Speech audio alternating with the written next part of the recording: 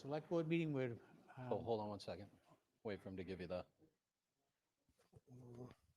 thumbs up.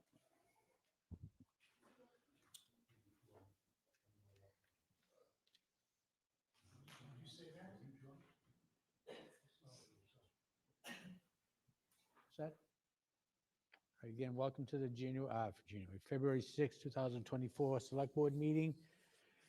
Just another reminder that this meeting is being recorded by Canton Community Television, if you anyone to view it in the future. So that's starting. So Lachlan, what do we have going? So first item on the agenda is the operating budget reviews. We have several of our departments here to start this process. So let's go ladies first, and we will have Diane Tynan from the Department of Elder and Human Services. Thank you.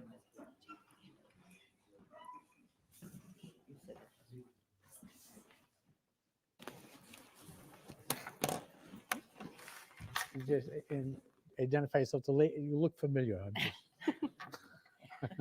Good evening, Mr. Chairman, Select Board members, Charlie, Laurie, and residents. Thank you for inviting us here to discuss our budget this evening. I have my co-pilot, Jane Pratt, as well as in the audience, COA members, Rich Koulis, Pete Mashaka, and Ellen Donovan. I thought I would go through my budget request in the order that appears on the budget, beginning with the outreach line item. Jody Middleton and I have been reviewing the job descriptions for our social workers to make sure that they adequately reflect the essential duties that they are performing in the community as community social workers.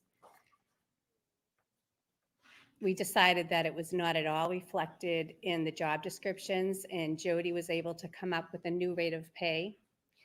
And that rate of pay is already allocated into our line item for an outreach worker, social worker.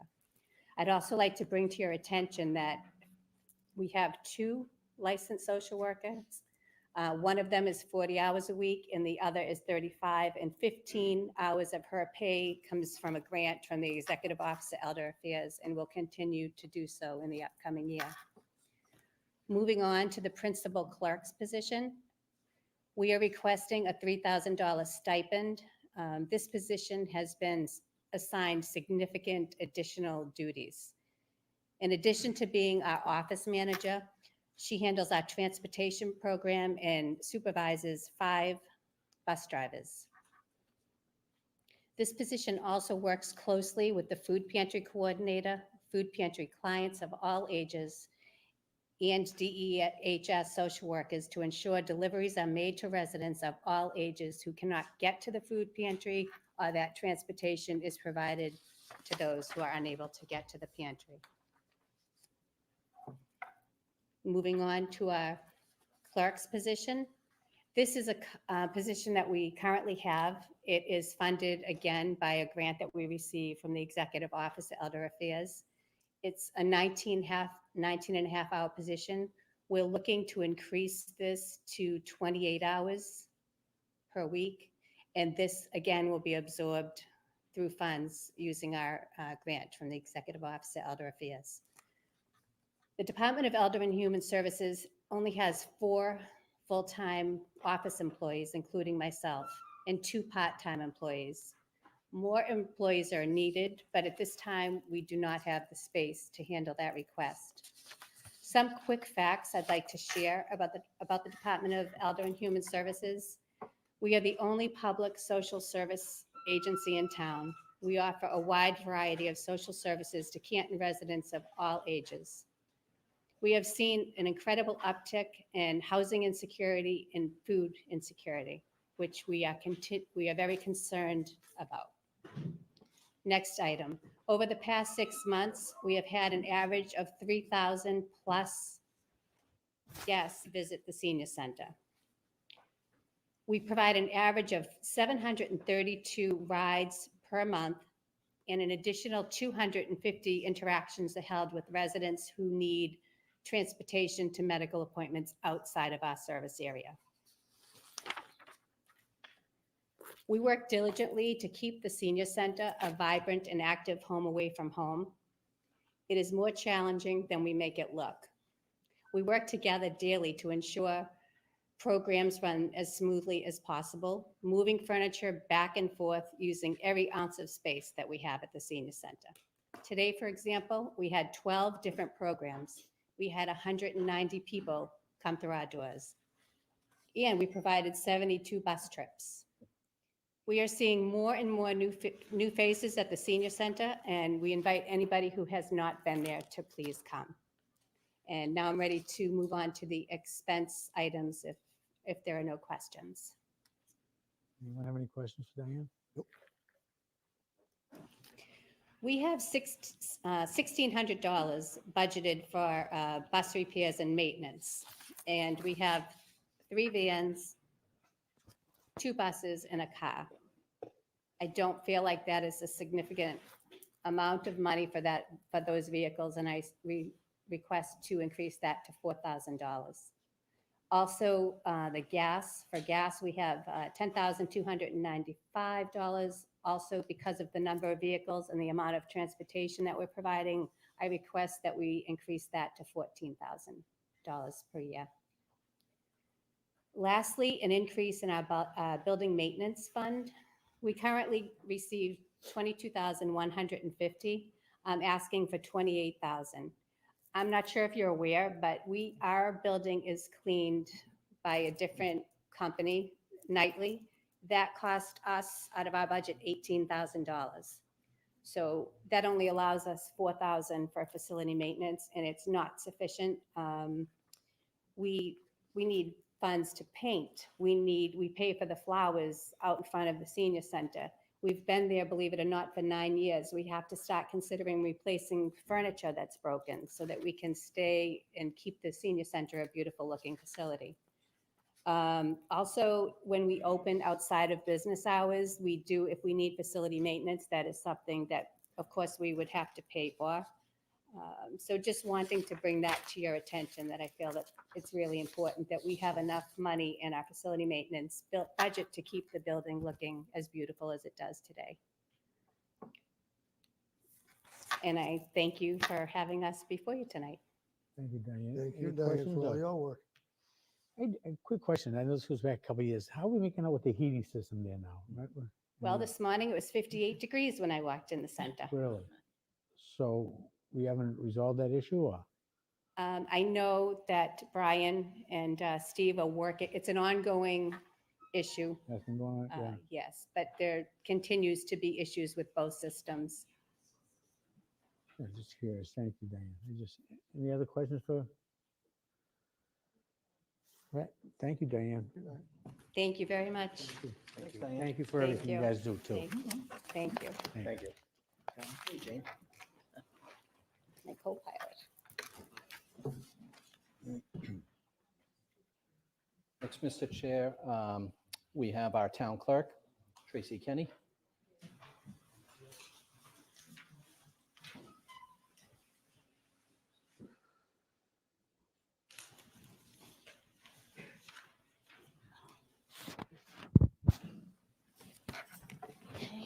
Good evening, everyone.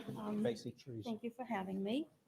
I'm going to talk about the town clerk's budget and the elections and registrar's budget. I'll begin with the town clerk budget, the salaries portion of the budget. I'm requesting a 3% cost of living increase in fiscal year '25. The town clerk, as you know, is the only full-time elected official and is not covered by any contract. I typically request the same increase that my coworkers will be receiving. They are covered. One is under the AFSCME contract, which is scheduled to receive a 3% increase in fiscal '25. And the other is under Personnel Board, which typically mirrors the AFSCME contract. Let's see. I'm also requesting that the town clerk and the assistant town clerk positions be increased from 35-hour work week to a 40-hour work week. The implementation of early voting, vote by mail, automatic voter registration, public records request, has greatly increased the workload of the department and makes it imperative that the staff hours increase in order for us to complete tasks and meet deadlines. Currently, 21 employees in town hall are working a 40-hour work week.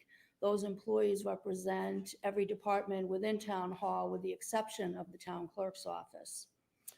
A recent survey of Massachusetts city and town clerks indicated that at least 108 Massachusetts clerks currently work a work week consisting of more than 35 hours.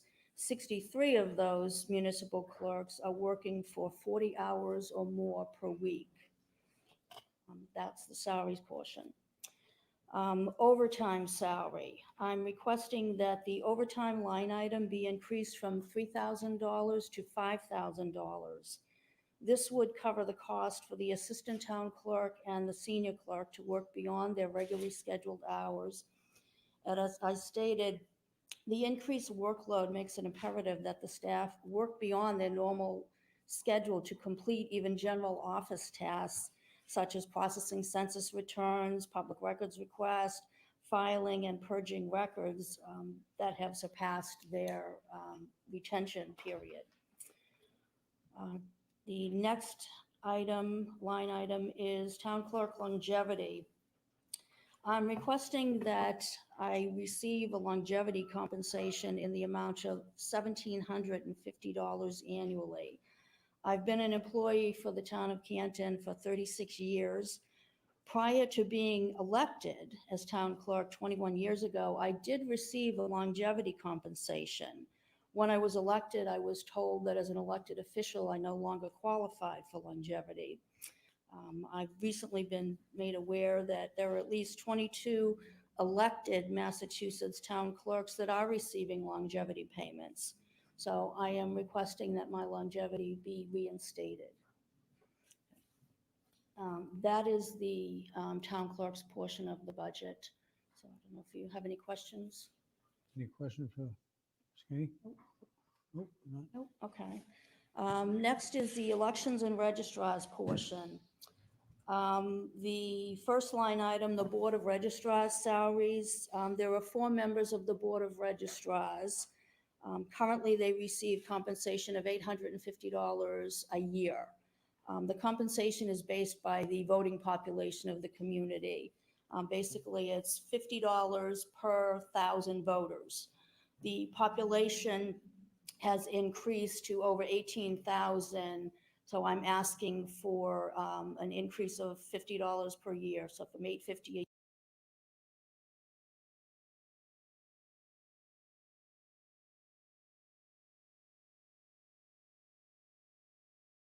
salaries. I'm requesting an additional $3,000 to cover the anticipated cost of police details for elections to be held in fiscal year '25.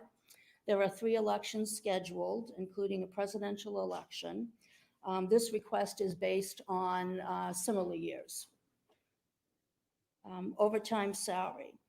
Again, I'm requesting overtime line item be increased from $4,000 to $6,000. This would cover the cost for the assistant clerk and the senior clerk to work beyond their regularly scheduled hours for election-related matters, which would be necessary on election days, for town meeting, during early voting, to process vote by mail and absentee ballot applications, and process completed ballots returned by voters. Next, under purchase of services line item, I'm requesting that $16,000 be added to the purchase of services for the following. $2,100 to cover the annual maintenance fee of our 7 poll pads. The maintenance fee is $300 per poll pad. And just for clarification, poll pad is the tablet that we use for check-in at town meeting, on election day, for early voting. Basically, it takes the place of the paper voting list, the paper list with the names of voters when you check in on election day. The next is $3,500 to buy out the lease for a high-speed scanner. The state is paying for our lease of one high-speed scanner, which we intend to use for advanced processing early voted ballots. We've never advanced processed ballots before. We have advanced open, but not advanced process. The sheer volume of vote by mail ballots has put more stress on the election workers on election day. They have to process all of these ballots on election day, and they've indicated to me that they would be appreciative if there was some way to alleviate that stress. Many communities in Massachusetts have implemented advanced processing of the early voting ballots, and it's worked out well for them. So we wanted to try it this year, beginning with the presidential primary coming up. And there is a scanner, a high-speed scanner that we can rent, which we intended to do. The high-speed scanner can process 100 ballots a minute, which if you voted in Canton on election day and you've seen the pace of the tabulator that we use, this high-speed scanner will be very beneficial to us.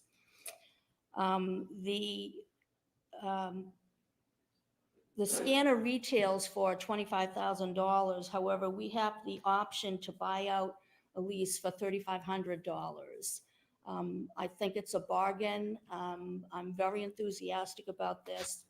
As I said, we've never used it ourselves, but every community that I've had contact with that has used this have nothing but positive comments about it. So this is something that I'm very hopeful that will be approved. Next, under purchase of services, is $400 to cover an increase in the annual maintenance cost of our 8 ImageCast voting tabulators. The vendor has informed us that there is an increase. It was $350, now it's $400. I mean, an increase of $50 per unit. And the last item under purchase of services is $10,000 for a one-time rental of 1,000 voting clickers for use at town meeting. The clickers are an electronic voting technology that would expedite the voting process at town meeting by providing results in real time, and that would ensure the privacy of the voter, and it would also be accurate. Again, this is something that we've never used. I've seen a demonstration of it a couple of years ago. I was impressed by it. And again, this is another you call it, it's an upgrade, a move to, yes, thank you, that other towns have implemented. And again, everybody has positive comments about it from other communities. So this is something that we'd like to try. We would begin by renting them, and if we like them, we can purchase them after the fact. So that is the purchase of services line item. Next, under elections, is printing and binding. I'm requesting $2,000 be added to printing and binding. $1,000 will be used to purchase signage. It is our intent to move voting from the John F. Kennedy Elementary School into the former St. Gerard's building, beginning with the state primary in September. As a result, we will need to purchase signage for both locations. And also we would need $1,000 to print notices to inform the over 5,000 voters who vote at the Kennedy School now of the change in location, because state law mandates that they must be notified. Every voter must be notified in writing when a polling location is changed. Next is the postage line item. And I'm requesting an additional $5,338 be added to the postage line item for a new total of $17,838. Requesting an additional $1,716 to cover the cost of postage for those vote by mail. Vote by mail's in my head, sorry, for those change of voting location notices. Again, about 5,200 notices approximately mailed at a cost of 33 cents a piece. That's where the 1716 comes from. And I'm also requesting $5,807 to cover the cost of postage to mail the 2024 annual, to mail the 2025 annual town census. That is similar to what it cost us this year. We expect the same next year. And also based on past experience, we expect to mail approximately 11,500 ballots to voters at their request at an estimated cost of 90 cents per mailing for a total approximate cost of $10,315. And that is where the 17,000 comes from for postage. I think that's it. Unless there's any questions? Any question for Tracy? Mr. Chair, if on the clickers for the voting, said 1,000 you're gonna rent. If you needed more, could you get more? Oh, yes. I mean, before the particular time. Yeah. Who would purchase them? How much are they, you know? But we haven't chosen a vendor yet. They're approximately $10 a piece.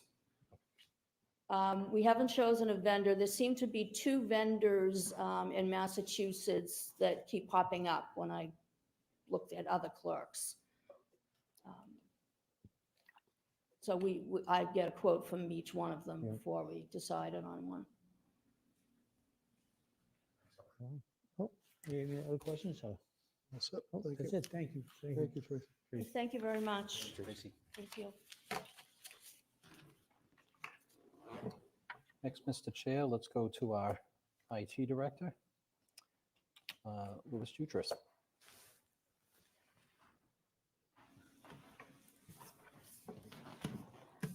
Evening, members. Evening. How are you? I can take this number and break it down into 3 categories for you. So the new requests for next fiscal year, if we look at the starting point from this year, we're about a $27,000 total. That total breaks down into 3 different areas. The first main category that we have is normal software contract increases from year to year.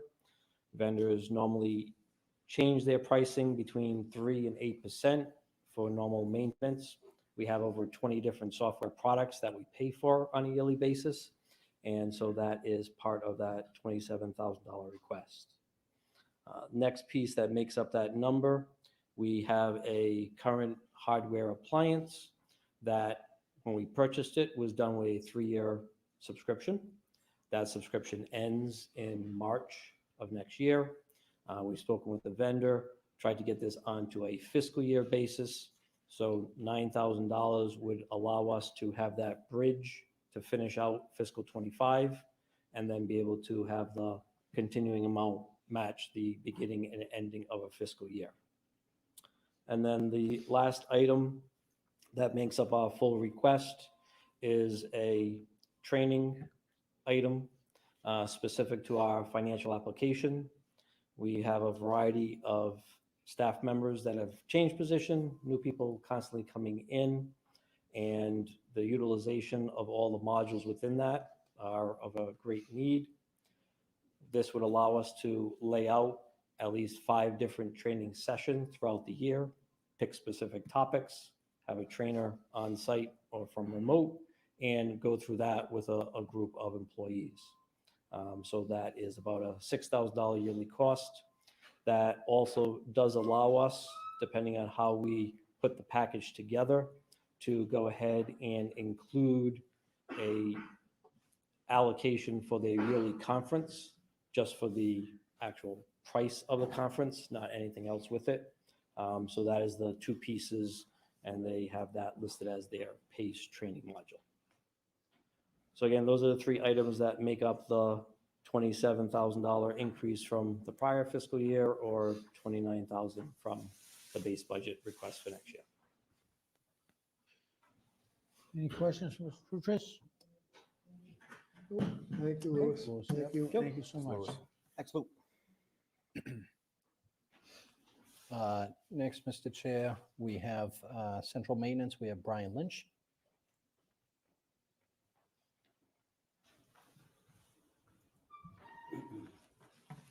Good evening. Thank you for having me. Brian, how are you? Right. Those your work shoes? Those your work shoes? Yeah, just for you, John. So we're gonna go over, the first item for, public buildings is a new, tradesperson. So that would be a licensed skilled tradesperson for the new, Department of Facilities that we've just started about 6 or 7 months ago. If there's any questions with that, please let me know. Any questions in regard to that? Can you just describe a new trades position? What exactly is that? That would be like a licensed electrician to help reduce the cost of all the money that we keep giving out with fire alarm panels, things like that, that we could do in-house and save a lot of money from having outside contractors come in, things like that. So I think that would really help us, and it would be an added person to our agenda and our schedule every day to help take care of other tasks besides just electrical. And my next piece would be the Pequot side increase in heating and electricity to $1,700. Just because of the cost of everything going up, we noticed that the Pequot side, where my office is located, the numbers are growing. It's cold. So, it's fine. So I just wanted to ask for an increase in that budget as well, with the help of Randy. Fair enough. And what Any else we questions have? on that? That's actually all I had. Yeah, any questions, Ryan? Thank you. Thank you very much. Should have had you go first. Thanks, Mike. Thanks. Thanks, Charlie. Hey, Brian, thanks. Next, Mr. Chair, we have Parks and Rec. Tyler?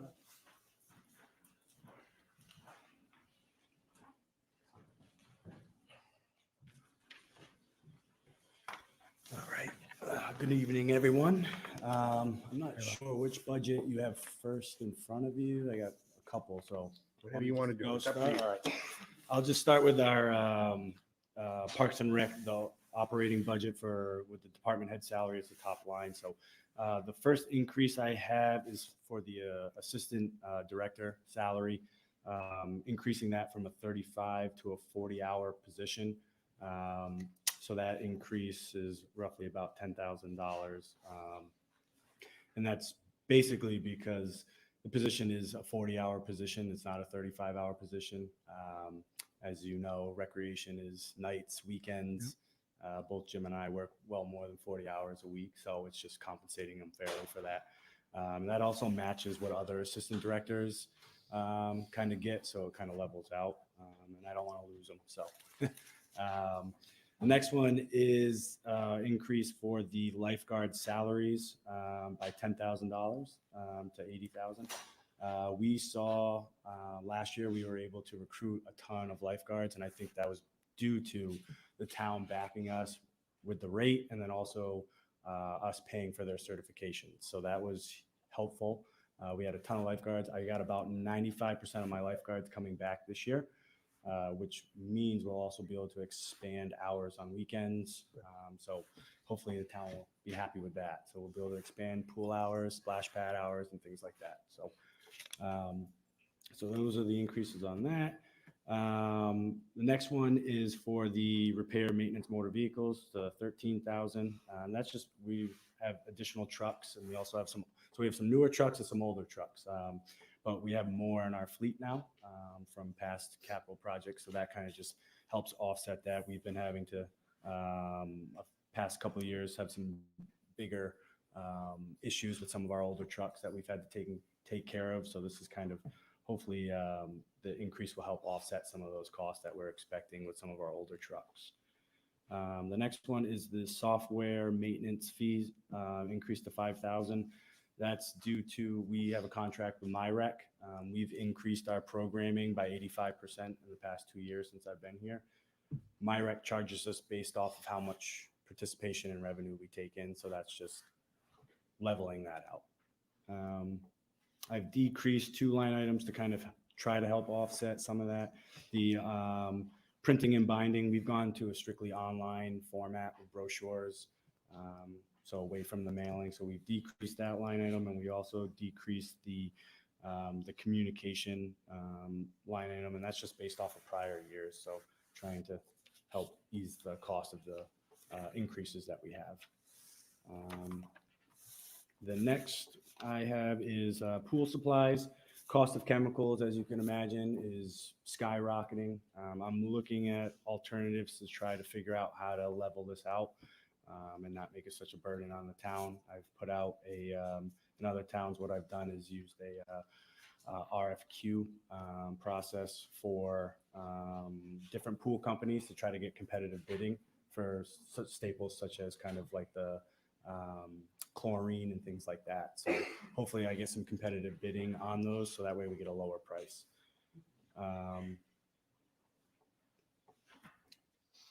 The next one I have is for gasoline and oil increase. That's just due to the increase of gas that we're seeing and the increase of our maintenance guys and everything, what we've been doing in town with all of our vehicles and things like that. So that's the increase for that. Work shoes, that's a contractual item. We've added 3 maintenance guys.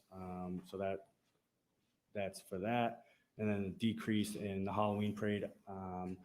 I just added that to you'll see it in the next one for the youth programs, youth services. I just added it to the Halloween. So I had a line item for some reason in this operating budget, took that out and just added it to this. So the next one I have is, are any questions on that part of the budget? Actually, just one on the chemicals for the pool, like we do for the salt and the stuff that we buy through the town, that we have the surge. Consortium, yeah, Yeah, consortium. so have you ever reached out to other towns to sit there and say, listen, if we get together here and buy all this stuff in bulk, that you could reduce the cost of it, or? I haven't done that. It's a good idea. I can do that and try to see to help reduce the cost. I know with like chlorine, it can get a little tricky with chlorine because we have to actually, it's not like gallons that we do. It's a huge bucket that they actually have to come with a truck and dump it in. Yeah. So like pump it into the actual big tank. So it can be a little tricky with certain chemicals, but it is something we can look into and hopefully try to save the cost. Yeah. Comes out of it. Yeah, thank you. Yep. Any other questions about that part of the budget? Nope. Any questions for Tyler? Youth services, pretty basic. The egg hunt and the Halloween parade that we run. I just increased the Halloween parade by $500. That's due to the increase in the size of the parade and the activities that we've added along the years for it. So, any questions on that one? The next I have is I can go over the Paul Revere Heritage Site. That one is status quo, no increase, decrease in that. As you know, we contract the maintenance out to a landscape company. It's actually just going to go back out to Absolute. They've done a great job the past 2 years, so I'll have to actually send that out next year, another bid process. It's year 3 of their extension this year, which is the last year. So we'll be sending that out next year, but pricing's still all good and gives us some room to do other things with like the irrigation. I know that's always a nightmare down there, so trying to work on ways to fix that. And then last but not least is the ice rink. Yeah, the ice rink. So department head salary, the stipend increase, that's just what's contractually, that's the increase for 25. The electricity, unfortunately, with the new facility, the electric's gone way up with it just because of the new facility and how much it's costing to run it. So that increases to $130,000. Hopefully that kind of offsets it from years past. I think because it was an older rink going to new rink, we've been just trying to play catch up and figuring out which or how to budget that properly. Same thing with the heating, fuel, and gas. That's just trying to play catch up with that as well. And then telephone communication, 500, and that's based off of prior years. Any questions on the rink? Any questions for Tyler? How are the Zambonis running? Wonderful. Everything's up to stuff? Both Everything's of them? all. I was down there, they're alternating? We're every 2 weeks? alternating. We're switching them out. Excellent. Glad to hear that. Yeah, both Zambonis are great. So and we are looking at alternative ways to increase revenue there next year. Hopefully have a conversation with DCR and raise our prices to catch up to every other rink probably in the country. We might be the lowest charging rink.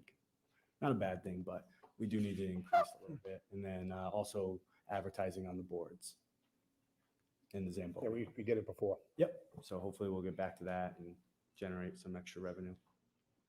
And we do have Blue Hills coming back next year in the The Blue mornings. Hills is coming back. Beautiful. Good. So we were able to secure them. Are they gonna do that early morning shift? Early Same morning. thing? Yep. Beautiful. Any other questions for Tyler? Mr. Chair. Tyler, I don't want to surprise you, but as you're going through this budget process, can you just look into the older records on what the block party used to cost? I would like to at least explore whether or not that's something that we could, Yeah. once again, revisit and tweak it and form Absolutely. committees, but We can do that. thank you. I can get you a number for that. Awesome, thank you. Great. Thank you, Tyler. I don't know, do we want to talk the wait for the walk bike hike? Quickly? I can wait if need be. Oh, So I'm What doing, did you want to do, Tyler? What is it? so the walk bike hike, You're I'm part of that too? partnering with that committee to do the Keep Canton Beautiful Day. Yeah, So I know Jeff's here quickly. We were just going to talk about it for like 2 minutes just to get your approval. yeah, that would be fine. I think we can do that. Just, yeah, Jeff, somewhere in the audience. Where are you? Yeah. Want to have a seat? Oh, okay. You're comfortable there, wherever you want. Yeah. Jeff Sullivan, 40 Elm Street, clerk of the Walk Bike Hike Committee, asking permission to run a town cleanup day on April 6th from 10 to 12 a.m. And speaking of block parties, afterwards we'd have a cookout for all the volunteers at the football stadium. Once again, hosted by a local famous DJ.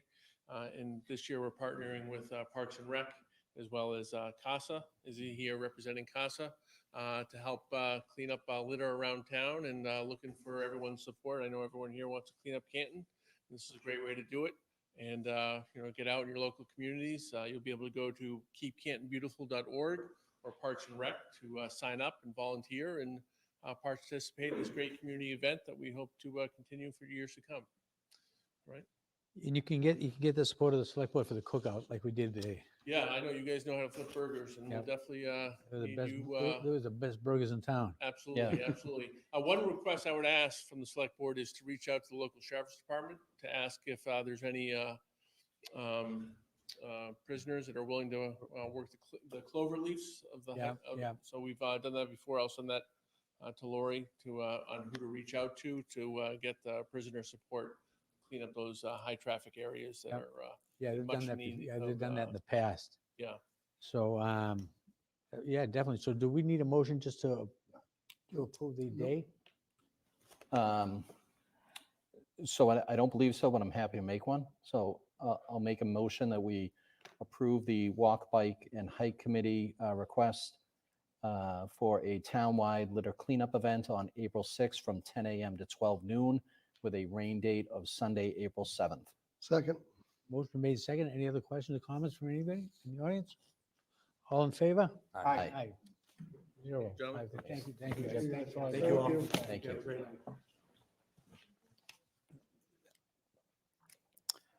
All right, next we have Fire Chief Rovery. Well, I never would have allowed that to go out of order, but the chair did. That's okay. I'll be quick.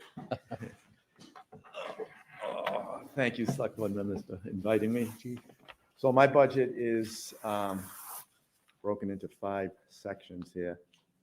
So I will start with Department 220, Fire Department.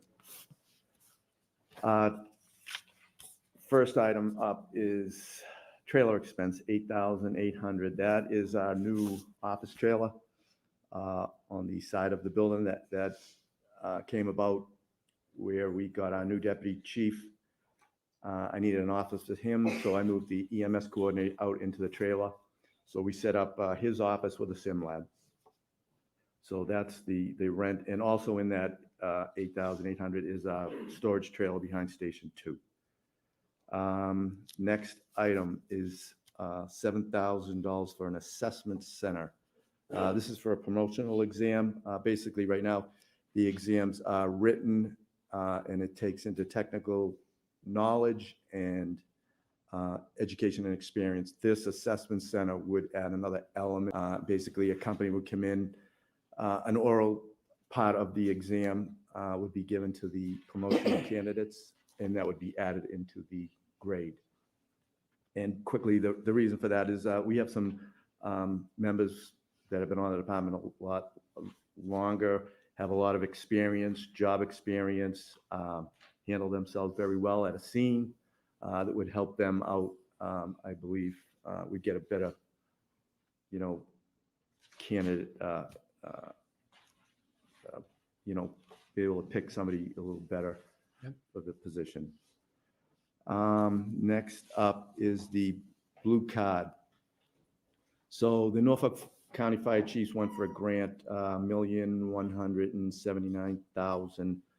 They got it from the federal government. The match is $6,000 a town. So basically, there are 19 towns that are involved in this. In each town, it's just a one-time fee, 1 year. And basically, this is a national incident management system, provides training for every firefighter in these 19 towns, training. It'll certify them for the best standard and command practices on the scene. Next up, repair and maintenance for motor vehicles, $5,000. So that's basically a price increase in an aging fleet. Tires, I put in $3,000. I usually ask the mechanic, have him go around, check the whole fleet, see what he thinks he's going to need for the year. I go by his recommendation. Vehicle fuel is always tough to figure, $4,800. Increased runs, and I never know what's going to happen with the price. Cancer screening, $2,000. This is our annual cancer screening. We have a company come in, they do a stress test, ultrasound, medical exam. We're getting a little more buy-in with this, and the price goes up a little bit, but it has proved to be very successful. A couple of members have had issues, caught early, went out, got it fixed, and are back to work. Rent. Let's see, we get rent increase. That's our Draper properties where we rent the garage. Mechanic does all his work down there. We store vehicles down there, pallet, speedy, dry, water, whatnot. I think we have some historical bells down there from the Historical Society. Those are still down there. Firefighter equipment for new men, price increase $1,000. Basically, it costs about $6,000 to fully outfit a firefighter, so I increased that a little. Software maintenance, $755. Those are all fire reports, ambulance reports, software, SOPs, payroll, overtime, equipment, $500 equipment. That's stuff, if we need to go out and we can do stuff around the station that we need, we don't need to get building maintenance, we can do it ourselves. Office supplies, $500 increase. Medical exam, $300. That's for new members. I need to send them to get medical exams for all the new members, and guys that have been out injured need to go see the town doctor, and that costs money. So that is my fire department budget. Any questions for Chief on the fire department budget? Okay, next, Department 215, dispatch services, $8,524. That's contractual. That's the Holbrook Communication Center. Next item up, Department 221, fire alarm, no change on that department. And next item up is Department 231, ambulance. Okay, so ambulance, EMS equipment. This is, okay, so this is $9,000. This is our maintenance agreement for, and we're required to have this. It's for all the stretches, the power loads, stair chairs, Lucas machines, EKGs. That's where that comes from. Supplies, EMS supplies, basically those keep going up every year. I put in for 10,000, and we are doing more runs. ASHA training and supplies. So this ASHA training is active shooter hostile event. I know you've probably all seen the issue down in Texas. We collaborate with the police and train together. We usually grab a school, 4-hour, 5-hour a day, get the guys through the whole scenario. And it also covers supplies. We usually rent mannequins that bleed out, actually put tourniquets on them. It's very important training. Next item up, EMS training overtime, 6,300. So OEMS, Office of Emergency Medical Services, is requiring EMTs to do rounds. Right now, the paramedics do rounds. They do 6 rounds a year. They're requiring EMTs to do rounds. So our medical director will set how many rounds. He's asked us to do 3 rounds for EMTs. So I figured out that price, and that's what that comes out to. EMS educational software. So this software, this is $5,000. This is the software that we use, the paramedics use, and the EMTs use to recertify. We used to have people come in and pay them to do classes. Ever since COVID, we got into some software that the guys can go online at their own leisure and take the classes and get all their credits that way.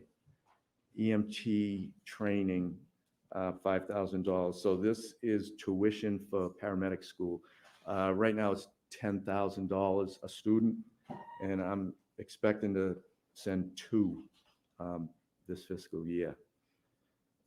Vehicle fuel, I raised that $5,000, basically more runs, and we're finding ourselves going to Needham more. And, I know Norwood's closed. Brockton had that issue. We go to Good Samaritan, but they get slammed sometimes, so we end up going to even South Shore or Needham just to ease the situation over at Good Sam. Tires, 2,400. Again, I go by the mechanic. And last is office supplies. I increased that 200. And any questions on the ambulance? Any question?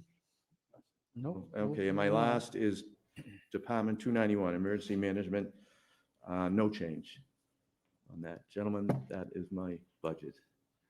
Thank you, Chief. Thank very you, much. Chief. Any questions? Thank you very much, Chief. Thanks, Chief. Thanks, Chief. Thank you.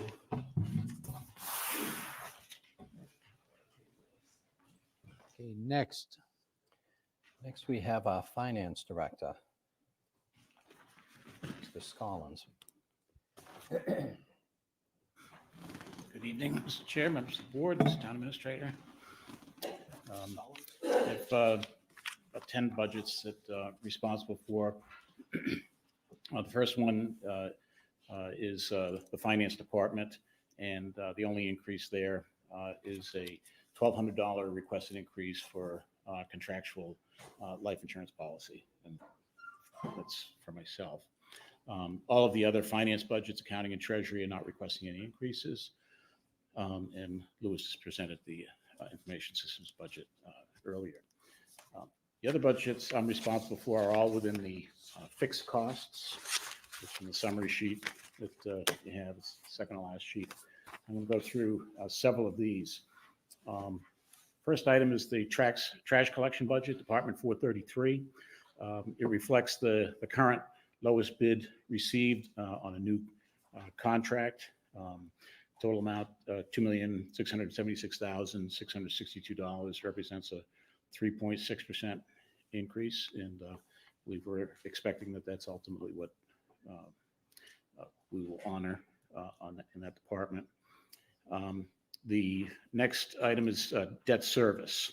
There's included debt, meaning within the levy, and then there's excluded debt, meaning voted by the voters to increase taxes for excluded debt. The debt service budget in total is decreasing by 6.2%, or $290,000.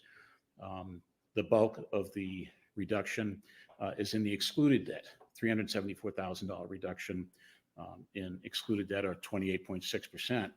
And that's because the library was paid off last fiscal year, and the high school will be paid off this fiscal year. So the excluded debt amount is dropping nicely down to $933,000 for FY25. And then within the included debt, it's a 2.5% increase, or $85,000. It's a combination of two things: the result of amortizing the existing bonds, and then the planned bonding this spring for half a dozen approved projects that are ready to be borrowed for. Next up is Department 911 retirement expense. It's the annual Norfolk County Retirement System assessment for all non-educator pension funding. It represents a 3.4% increase, so up to $7,569,612. And good news here is that full funding of this pension liability is expected to be completed by fiscal year end 2029. So they've been on track for that for a while. Everything that we've been hearing and reports that were given indicate that barring anything dramatic, that we should achieve that, and that happens in fiscal 30. There should be some pretty dramatic savings in that budget. Next up is Department 914 health insurance at $13,741,272. That's a 3.8% increase, and it's only as a result of estimated growth in subscribers. There's no premium increases planned for the fourth straight year because we're self-insured in the health insurance, as I know you know, so we're in good shape there, and there's no reason at this point in time to raise premiums. Life insurance, Department 915 at $62,250, flat, no increase expected there, as that amount covers our run rate there. Next item is Department 993, the OPEB trust fund. $100,000 recommended increase to $1,350,000 as per the town's funding strategy. The current unfunded liability is $94 million. It's actually down $2.5 million from last year. Next item is Department 116, the Plymouth Rubber DIF transfer. That's the district improvement funding associated with the Paul Revere Heritage Site, the buyout of the infrastructure that the town completed with the developer.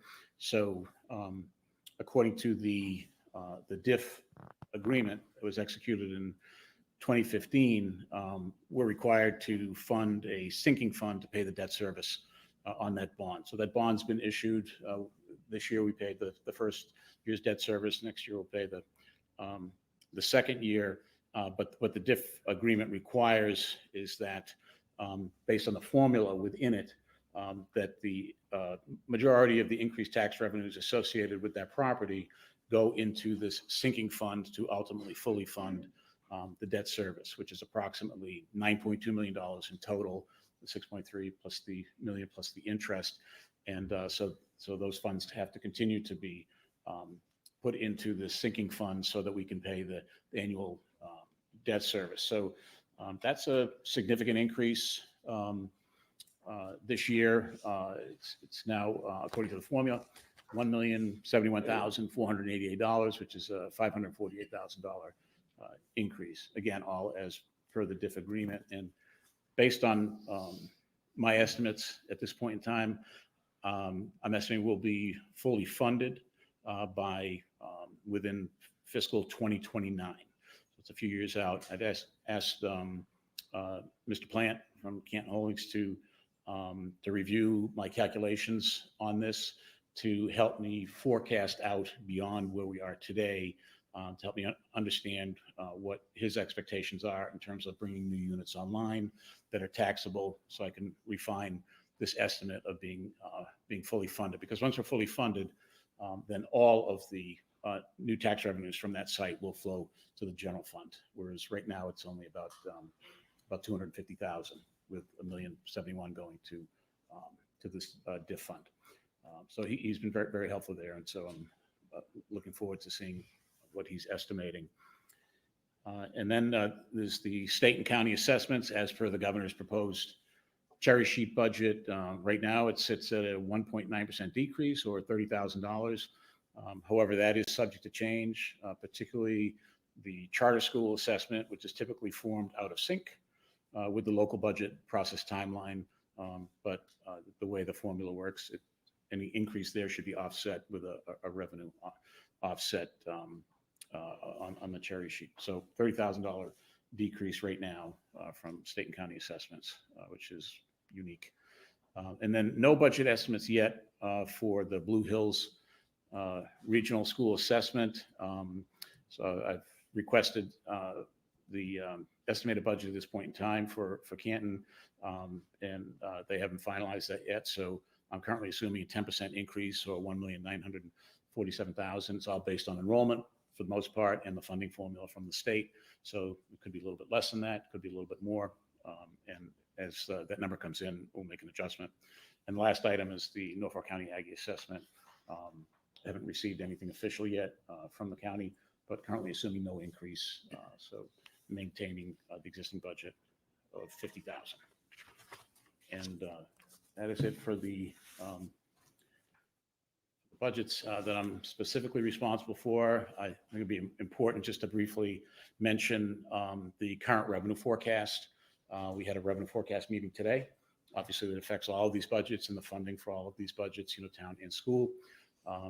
And the revenue forecasting committee, comprised of 9 members, voted unanimously to support the revenue forecast, which is a 4.3% increase over the current year. It's a little deceiving because of items like the diff fund funding. Takes like $500,000 off of that.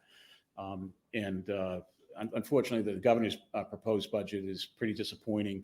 It's only a 1.4% increase. It's the low point of all of the 4 primary revenue categories for the town, and that equated to $157,000 in total.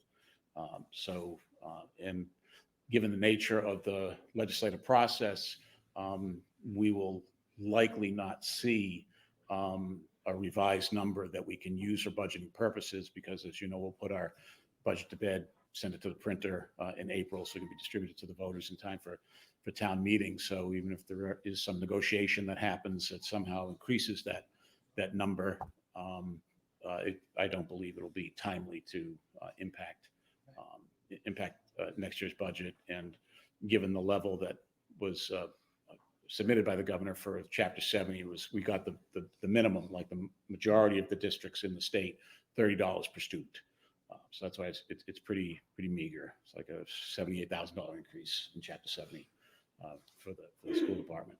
So even if they double that, not something that would move the needle significantly. But I just wanted the board to be aware that we'll be constrained, ultimately looking at all of the funding requests as we march toward town meeting. Any other questions for Ms. Collins? Rita Lombardi. I do have a question. Do I direct it to you or Yes, Mr. yes. Scollins? Okay. Oh, yeah. So I heard Mr. Scollins say that on the budget, the lowest bidder for the trash removal, which I believe that contract expires the end of June. And I believe he said the lowest bid was 2.1 million. 6. Is that the bid that we're going with? Is that what you have in the budget? And what was the range of bids that we got? Speak to that, Well, Mr. through the chair, it's still, we haven't settled any contract yet. We had 2 bidders, and they were within a 5-year contract, and over 5 years, they were within 2 million of each other. So there's no good reason for the town not to assume that we're going with a lower bid at this point in time, but it's yet to be finalized. But I'm sure we'll be shortly. So the budget that is being presented right now has the lowest bid in it? Or Correct. So it may not be realistic. No, I think it's very realistic that that's the offer that's on the table, reputable company. So if that's a low, yeah, but you just said that, so I guess what I'm saying is it prudent to put the lowest bid in if we could go with the second contractor that's going to have a higher bid? I wouldn't recommend increasing our 5-year cost by $2 million, so no. Okay. And did the current contractor put a bid in? Yes, they did. Okay, so that's the second bid. Correct. Okay, and will we be soliciting the community for their feedback on the current contractor? Not required. Well, it's not required, but it could be prudent business because the current contractor does an excellent job. And the- What was the price difference, or what was it, what was the difference of the, Approximately $2 million over 5 years. you're talking $2 million, yeah, you're talking $2 million over Right. 5 years. But there's ways to minimize the cost by recycling and doing our trash more efficiently. So education to the community can help us reduce costs because we pay more for wet trash than we do for recycled. So if people put less in the wet trash and recycled more, the town would benefit from that. So we can change our behavior to reduce the cost. And these are things that I would love us to work about, and talk about.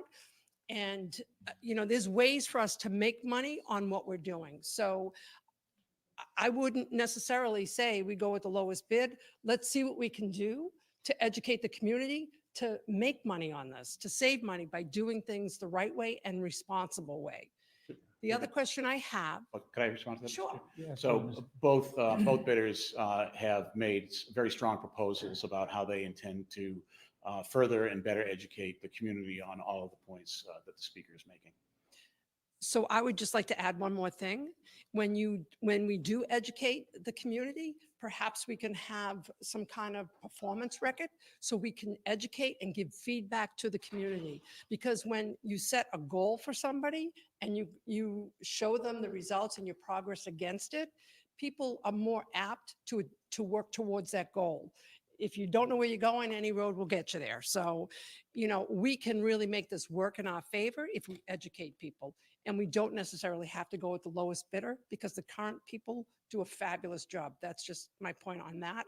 And the other question I have is, what are we doing as an organization to reduce costs? Do we have any process improvement initiatives that would include the IT department to do things more efficiently? We heard the town clerk say that it's going to be more hours and more this and more that. Have we had IT and other people form a team to see if there's ways that we can do things more efficiently so that we can work smarter instead of harder? So my question is, do we have process improvement initiatives on the horizon for this year to help us reduce costs? Mrs. Haldeman, That would be to Mr. Scollins. I believe pretty much every department works as efficiently as they can and constantly looking at ways to do more with less. I think that's just the DNA of municipal government, is to do things more efficiently and ask to do more continually. So from my perspective, I think Town of Canton does a phenomenal job at containing its costs. And there's always room for improvement, but I know we have fabulous department heads who are constantly looking at. I think you heard some of those ideas discussed tonight by various presenters tonight. So the point's well taken, but I believe the town continues to work on cost improvement. Yeah. I guess I have one more question. So if that's great that the town is continuing to work on this, could we as citizens get a published list of some of these initiatives that we're working on and what were the results of those initiatives? Because it would be good for the town to see how we're working to help reduce our cost. So can we get a list of initiatives that the town has been working on and see the results of those? I do not see a problem with that. I mean, I would just say that, at every select board meeting, we talk about the initiatives that are being undertaken in various forms.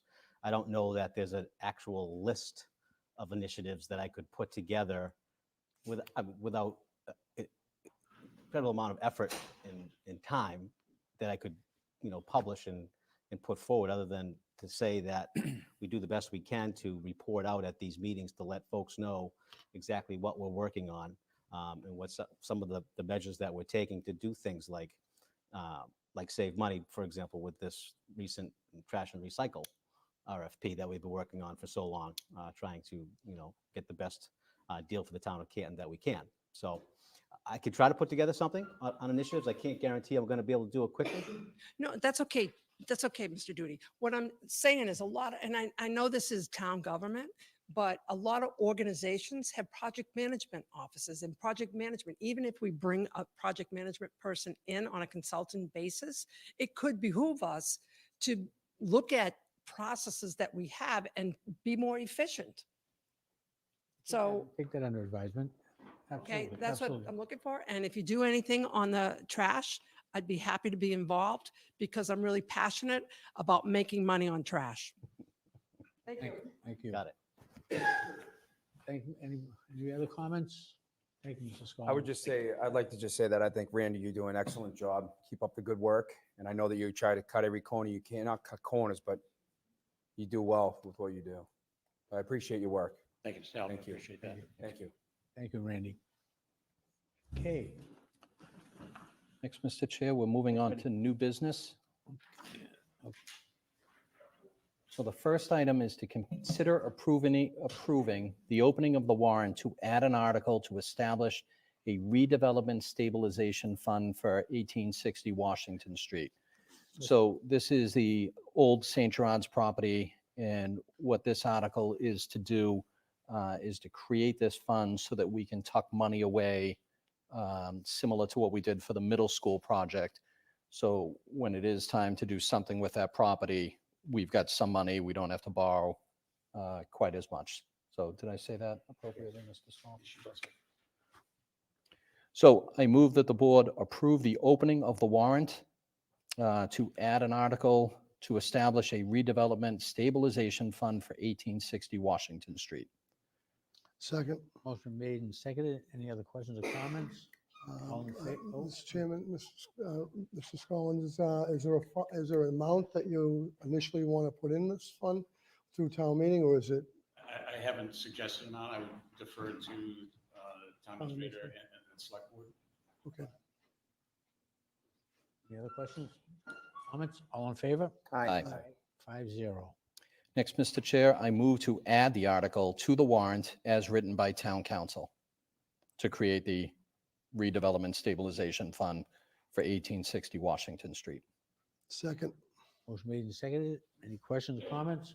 Hearing none, all in favor? Aye. Aye. 5-0. So that's all. Next, Mr. Chair, I move that we close the warrant. Second. Motion made and seconded. Questions, comments? All in favor? Aye. 5-0. Thank you. Next, Mr. Chair, after town council reviews all of the articles and according to the annual town meeting timeline, I move that the board approve the annual town meeting warrant as it was just amended, continue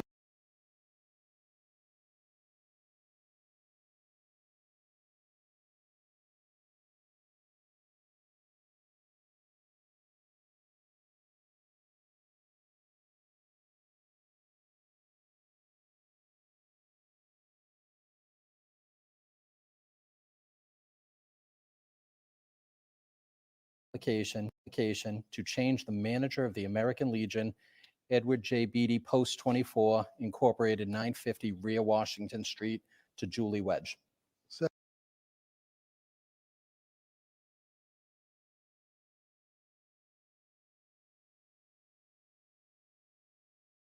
Second. Motion made and seconded.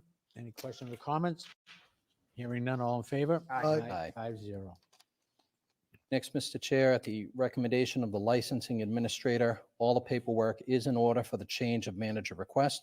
So I move that the board approve an application to change of manager for Wampatuck Country Club, 99 Pleasant Garden Road, to Richard C. Borges Jr. Second. Motion been made and seconded. Any other questions or comments? Hearing none, all in favor? Aye. Aye. 5-0. Next, Mr. Chair, the Norfolk County Advisory Board represents the cities and towns in budget, capital planning, and other matters. Representatives, one from each community, are appointed annually and have a weighted vote based on community property valuation, which is also the basis of the annual county tax assessment. This board meets several times a year, and I move that the board approve the reappointment of the member to the Norfolk County Advisory Board as John Conley. Second. Motion made and seconded. Any other comments or questions? Hearing none, all in favor? Aye. Aye. 5-0. Due to a resignation and a vacant seat on the Playground and Recreation Commission, I move that the board appoint a member to the Playground and Recreation Commission, Janice McCarthy. Second. Motion been made and seconded. Any questions or comments? Hearing none, all in favor? Aye. Aye. 5-0. And as we do, all gifts, donations, grants are accepted at an open select board meeting. So I move that the board accept and authorize the use of the gift in accordance with the terms thereof under Mass General Law, Chapter 44, Section 53A, the donation of car washes valued at $5,000 from Prestige Car Wash to the Town of Canton Municipal Departments. Second. Motion been made and seconded. Any other questions? Step up to the mic and just identify My yourself, name is sir. Phil Glenn. Why is the car wash giving the town $5,000 out of the kindness of their heart? Yes, sir. Really? It has nothing to do with them putting a fence and a dock in over at the lake? The owner of that Prestige Car Wash? No, it's- So this is an annual gift. They do it every year. Just out of the kindness of their heart? Yes. Oh, okay. Motion been made and seconded. Any other questions, comments? Hearing none, all in favor? Aye. Aye. 5-0. Next, I move that the board accept and authorize the use of the gift in accordance with the terms thereof under Mass General Law, Chapter 44, Section 53A, the donation of a 65-inch television valued at approximately $500 from Homewood Suites and Buffalo Lodging Associates to the Town of Canton for a conference room at Memorial Hall. Second. Motion been made and seconded. Any other questions or comments? Are you ready for the Super Bowl? Yeah. I'm ready. All in favor? Aye. Aye. Aye. 5-0. A letter of thank you goes out to those folks, please. Yep, we got a whole list of thank yous about to go. I move that the board accept and authorize the use of the gift in accordance with the terms thereof under Mass General Law, Chapter 44, Section 53A, the donation of $1,000 from Victor Del Vecchio and Alicia Lopez Family Fund to the Department of Elder and Human Services Physical Fitness Program. Second. Motion been made and seconded. Any questions, comments? Hearing none, all in favor? Aye. Aye. Next, Mr. Chair, I move that the board accept and authorize the use of the gift in accordance with the terms thereof under Mass General Law, Chapter 44, Section 53A, the following donations to the Parks and Recreation Department in memory of Ada Goodrich. Frank Monroe in the amount of $100, Linda and Jeff Dirksen in the amount of $100, Emerson Swan in the amount of $500, David Lyons in the amount of $105, Cabot and Linda Duvall in the amount of $100, Gary and Sharon Mason in the amount of $100, Kimberly Carrero in the amount of $50, Carl and Merrill Monaco in the amount of $100, and William and Paula Galvin in the amount of $25. Second. Motion made and seconded. Questions or comments? Hearing none, all in favor? Aye. Aye. 5-0. Next, Mr. Chair, I move that the board accept and authorize the use of the grant in accordance with the terms thereof under Mass General Law, Chapter 44, Section 53A, the grant of $41,177.22 from Outfront Media for the 150 Royal Street gross collected revenue. Second. Motion made and seconded. Any questions or comments? Hearing none, all in favor? Aye. 5-0. All right. So bear with me here. So this next request is to notify Select Board appointed individuals whose terms are due to expire on April 30th, 2024, confirming their interest for reappointment. Letters will be mailed approximately February 20th, 2024. take a Second. water first. Yeah, say I do- know. This is going to be a, What are we gonna do here? We have to read, go, yes, Yes. we're going to read each name and okay, so. All right, so I move that the board authorize the notification to committee members of appointment vacancies to be filled with by the select board. And this is the committee list attached. So on the traffic committee, these are the expiring appointments. Thomas Theodore, Helena Rafferty, Alphonse Coca, Taylor Torres, Heather Cahill, Kathy Gibbs McCormick, James Quigley, Jordan Jones, Matthew Isaacs, and Michael Loughran. Got my own name wrong. On the Cable License Renewal Committee, Charles Duty, Tanya Willow, Louis Jutras, and Stephen Marshall. The annual Animal Inspector, Stacy Nee. Canton Veterans Council, Frank Labalita. The Comprehensive Water Resource Management Plan, Regan Milani, Alan Rappaport, Mike Trotta, Randy Scollins, Charles Duty, James Quigley, and Chris Sykes. The Custodian of Tax Title, Randy Scollins. Economic Development, Alan Rappaport, Trishma Allen, Mindy Millman, Jean Manning, Emilio Morrow, Bill Wolfson, Tara Call, Greg Murphy, and Ryan Obolowicz. I apologize if I butcher these names. Health Insurance Advisory Committee, Randy Scollins, Charles Duty, Jody Middleton, Lieutenant Charles Ray, Diane Tynan, Robert Collins, Jane Consalvi, Tamara Stock, James Galanis, and Derek Folan. The liaison to the State Ethic Commission, Charles Duty. The MBTA, Christopher Pajerski. The Master Plan Implementation Committee, Patty McDermott, Bob McDonald, Alan Rappaport, Chris Albert, Mike Norris, Stacy Gorman, Christiane Miranda, Emilio Morrow, and Peg Mead. The Mapping Commission, Louis Jutras, Mike Trotta, Alphonse Coca, and Kelsey Quinlan. The Parking Clerk, Tracy Kenny. The Superintendent of Fire Alarms, Wendell Robery. The Diversity, Equity, and Inclusion Committee, Helena Rafferty, Laura Arbolita, Matthew Masciarelli, Amy Peterson, Nicola Gallagher, Joan Schottenfeld, Melanie Martin, Naomi Akan, Alan Rappaport, Sasha Martone, and Sherry Herzog. The Board of Directors, Paul Revere Heritage Trust, Victor Del Vecchio. The Permit Advisory Committee, Charles Duty, Robert McCarthy, Ed Walsh, Greg Pando, Regan Milani, Helena Rafferty, Wendell Robery, Taylor Torres, James Quigley, Gene Manning, and Mike Matera. The Reservoir Pond Advisory Committee, Helena Rafferty, Wendell Robery, William Walsh, David Cahill, Scott Winter, Pauline O'Leary, Julie Moffett, Marsha Armando, Kristen Santiago, Janet Deneau, Tom Theodore, and Robert Gorham.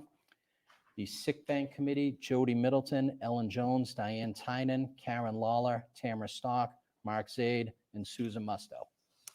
Let's take a quick commercial break as we go to page 2. The Sustainability and Climate Action Plan Committee, Taylor Torres, Christine Meany, Patricia McDermott, Tim Calabrese, Tom Birmingham, Hannah Gervais, Brianna Abend, Jennifer Wexler, Jennifer Collins, Matthew Masciarelli, Isabella Luca, Alan Abend, Kathleen O'Connell, Stephen Colson, and Greg Murphy. The Water and Sewer Rate Policy Committee, Randy Scollins, Mike Trotta, Patricia Cawley, Dave Emhart, Gerald Carmichael, Chris Sykes, Dan Cole, and Walter Spiegel. The Building Renovation Committee, the associate members, Helena Rafferty and Wendell Robery. The Zoning Board of Appeals, Brian C. Black. The associate members for the Zoning Board of Appeals, Matthew Carlton and Barbara St. Andre. The Beautification Committee, Christopher Conley and Helen McCowell. The Canton Cultural Council, Patricia Cohen, Mary Beth McCabe, Lean Fan, Janet Cooper, Cynthia Thomas, and Joyce Stenman. The Community Preservation Committee, George Camo, David Emhart, Melissa Mayer, Tom Theodore, and David McCarthy. The Commission on Disabilities, Heather Cahill and Jill Duran. The Conservation Commission, Tom Birmingham and Robert McDonald. The Constables, Helena Rafferty, Thomas Kelleher, Patty Sherrill, and Paul Close. Council on Aging, Ellen Donovan, Richard Coulis, and Janet Walrod. Registrar of Voters, Tracy Kenny. The Historical Commission, Paul Buckley. The Massport Advisory Committee, James Afaro. Canton Walk, Bike, and Hike, Patricia McDermott. CASA, Tyler Radicchioni, Adam Hughes, Harriet Burak, Janet Donnelly, Barbara Casali, Mike Mahan, Derek Folan, Phyllis Moore, Megan Berube, Diane Tynan, Victoria DeMaria, and Carolyn Elcourt. The Sustainability Committee, Sadie Gugliotta, Angelica Mayman, Patricia McDermott, Stephen Marshall, and the Public Wear, Brendan Healy and Sean Good. So we have a motion and it has been seconded. So this is just to send a letter out to Lyndon. to So, yep, inform that their terms all of those expire. individuals, their terms are expiring, Okay. and they'll get a letter requesting if they are interested in being reappointed. Okay, motion been made and seconded. Any other questions or comments? Hearing none, all in favor? Aye. And I'm out. Good job, Mike. Yeah. All right, next, Mr. Chair, this is provided by the Southeastern Regional Services Group, which Canton is a part of. You actually brought that up when we were talking to Parks and Rec. This SERSG Surge Group administers the awards of contracts for DPW services for a 12-month period commencing 3/1/24. These awards are conditioned upon the receipt of the appropriate documents. So I move that the board approve the Surge DPW Services Award for 3/1/2024 through 2/28/2025. Second. Motion been made and seconded. Any other questions, comments? Hearing none, all in favor? Aye. 5-0. Next, Mr. Chair, I move that the board approve the request to hold the Canton Association of Business and Industry 5K and 10K road race, which will be held Sunday, September 29th, 2024, beginning at 10 a.m. at Trillium Brewing Company at 100 Royal Street. Second. Motion been made and seconded. Any questions, comments? Hearing none, all in favor? Aye. 5-0. Next, I move that the board approve the application to obtain a special license to serve wine and malt beverages at a one-day event to be held for Friends of Blue Hills Winter Festival at the Blue Hills Ski Area, 4001 Washington Street, on Tuesday, February 27th, 2024, from 4:30 to 8:30 p.m., contingent upon building commissioner, police chief, and fire chief approval. Second. Motion been made and seconded. Any questions, comments? Hearing none, all in favor? Aye. 5-0. Next, Mr. Chair, this is a request from the town clerk. I move that the board approve in-person early voting for the local election at Memorial Hall on Saturday, March 23rd, 2024, from 9 a.m. to 5 p.m. Monday, March 25th, 2024, from 8 a.m. to 5 p.m. Tuesday, March 26th, 2024, from 8 a.m. to 7 p.m. Wednesday, March 27th, 2024, from 8 a.m. to 5 p.m. Thursday, March 28th, 2024, from 8 a.m. to 5 p.m. And Friday, March 29th, 2024, from 8 a.m. to 1 p.m. Second. I'm sure these things will be posted on the website, these dates. Yep. Yeah. So motion been made and seconded. Any other questions, comments? Hearing none, all in favor? Aye. 5-0. Next, Mr. Chair, I move that the board approve the use of $7,000 from the Brightview Mitigation Fund for conducting a land survey of Walpole Terrace to establish the boundaries. Second. Motion been made and I have seconded. questions. Any question? Go right ahead. Yes, Jennifer O'Donnell. What is the Brightview Mitigation Fund? Where did that money come from? Is it like the billboards where it was donation money? Mr. Duty? Yep, through you, Mr. Chair. That's a mitigation fund that was established when the Brightview Assisted Living Facility was constructed on 138. So it was part of the mitigation from the developer to donate money to the town, the mitigation fund. Is that annually or That was a one-time. a one-time Yeah. thing? And how much was that for? Oh, I don't know what the original donation was for, but I think right now there's around $375,000 in it. Okay, and who has access to that account? That would be the select board would make the determination if something should be charged to that account. And what type of stuff has been charged to that account, please? I'd have to go back and look at the list. I could get that to you. I just don't have it right now. Okay. And then for this particular use, it's asking for a land survey over on Walpole Terrace. what do we survey? Like, what's the land being surveyed for? Are we building a building there? No, to or delineate, no, just to find out where the town property lies right now, because it's been brought to our attention, there's been some safety issues. So we just wanted to look into what boundaries. We just want to look at the boundaries of where the town property is. we don't know our town boundary We, line? this is why we're having the surveyors. No, we're having this property survey because there's been some development in the area, and the plans that we have are they're not what we're looking for, is to delineate the property line. Okay. Will we be made aware of what the findings are? Absolutely. Okay, cool. Thank you. Welcome. Any other questions or comments? Just one quick question. Rita Lombardi, why is the survey so expensive? That's the going price. I was a little, go ahead, Charlie. Yeah, I'll just say that the engineering department's not capable of doing land surveys. They don't have the equipment. They're civil engineers as opposed to land surveyors, so they contract out with a company that's done surveying for the town before, and that is the quote that we received. Okay, I've never heard of Walpole Terrace. Is there a reason it has that name? It's off of Walpole Street. Just off of Walpole Street. And we just call it that? No, That's the name of the That's the street. name of the street. Oh, that's the name of the street? Yeah, yeah. Well, no wonder I never heard of it. Okay, thank you. So The we're old, with the old, excuse me, if I may, with the old Emerson Cummings, you know, they Yes. built those apartments. Yeah. The condos, excuse me. Yeah, And it's the first right after there, I got it. Okay, thank you. almost Welcome. this, Nice. this side of And- Grand Street, Yeah, other- F and F is, right? F and Yes. F? yeah. Any other exactly. Yeah. questions? On the right-hand side, you're going, heading Okay. towards, I thought it was a lot of land. I didn't, it's a, thank you. Any other questions or comments? Hearing none. Oh, no, hearing none. All in favor? Aye. 5-0.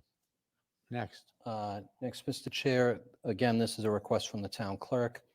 I move that the board approve the warrant for the March 5th, 2024 presidential primary. Second. Motion been made and seconded. Any other questions or comments?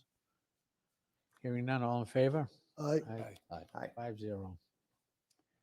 Next, Mr. Chair, the library trustees have already approved this appointment. So at the recommendation of the Human Resource Director and the Library Director, I move that the board approve the personnel action form for Canton Public Library Young Adult Library Associate, Abina Duker. Second. The name, what was the name again? Mike, I'm sorry. Motion been made and seconded. I see it. All in favor? Aye. Aye. 5-0.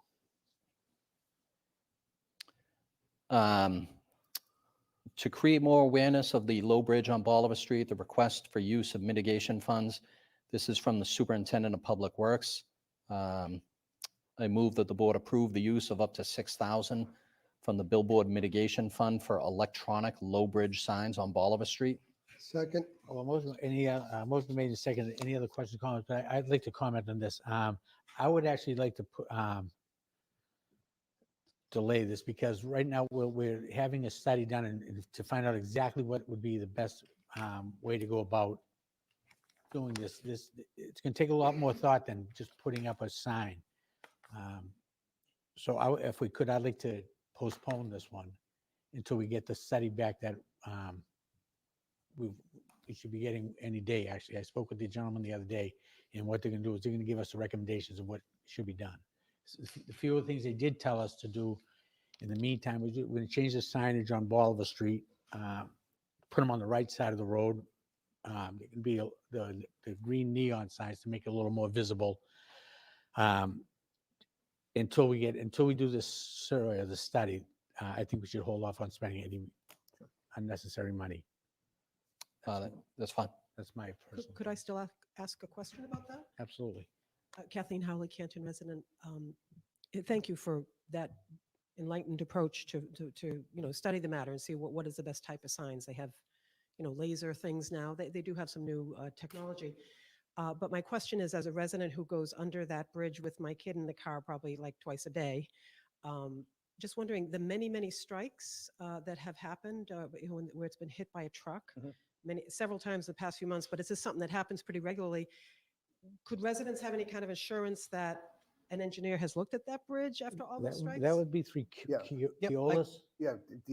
We don't own the bridge. Keolis, who owns the railroad, they have to come out and look at it.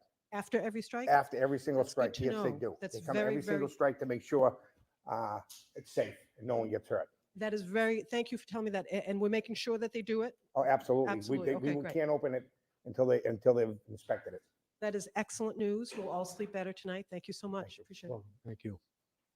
Rita Lombardi, one more question for now. Who did you say owned that bridge?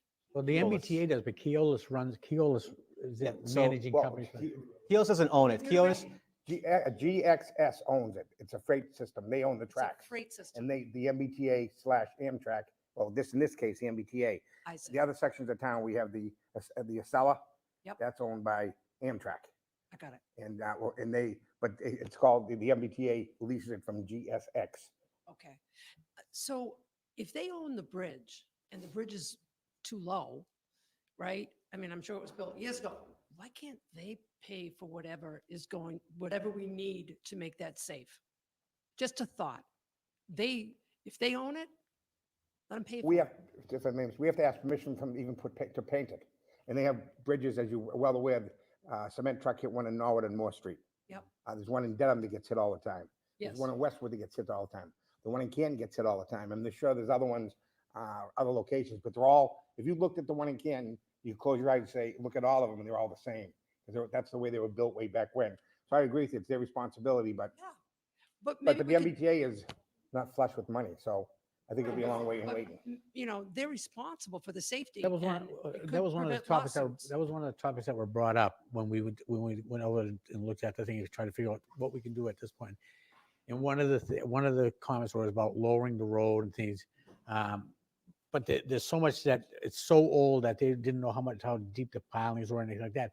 But then someone brought up the thing that whole line is going to be replaced at one time. That meaning the MBTA or whatever, but that could be 20 years down the road. So we couldn't put a time on it. So Yeah, but I just think that we should explore having them fund it rather than us. We have asked. Yeah, Oh, we have. maybe ask again. We're still waiting I check the mailbox every day. It's not in there. Okay. Just to be honest. So, So we'll hold off on that until we get the study, Yeah, so we we can can do that. decide the all right, best way to spend the money. thank you. So, did you want to say something about the bridge Sorry, here? this might be a really silly question, but why can't we just make it a no truck road? Like there are roads in all sorts of towns where trucks just aren't allowed down that road. Because you do have an industrial park right before the bridge on the left-hand side. Yeah, they just go down a little further, take the main road down. Exactly, but So- no, what do you mean? You go down Bolivar, so you have to take a left into that industrial No, park. instead of doing Boulevard, come up on whatever is out here. There's an You- industrial park on Bolivar that the Oh, trucks yeah. use, They have to have access to that. but we, So You ca- have to go but- around the other, like, why can't we Then- just then shut you hit- that then to you hit the bridge trucks? Then you hit the bridge coming They the have to other way. re-divert. They have to use more gas. That's, no, you right? can't divert the traffic. Just trucks. Well, trucks, like you say, they come down Bolivar Street, they have to take a left there. That's as far as they should have to go. But you put up signs that tell the bridge is 13 feet or whatever it is. I mean, you could put up signs. You're not going to do Because, anything to stop the stupidity. Like I mean, mentally, they're like, all right, it's open to trucks, so I can go down, you and have they're to- not you paying have to let attention. trucks down there because there's an industrial park down there. That you only have access to it the other way. I don't know. Just food. No, for yeah, thought. no, you'd have to, Because of where- Yeah, they couldn't come the other way because the bridge is like right before the bridge is where. you'd have to go, There's really no other way. They have to go under the bridge the other way. exactly, yeah, yeah, there you go, yeah. Oh, that sucks. All right. All right.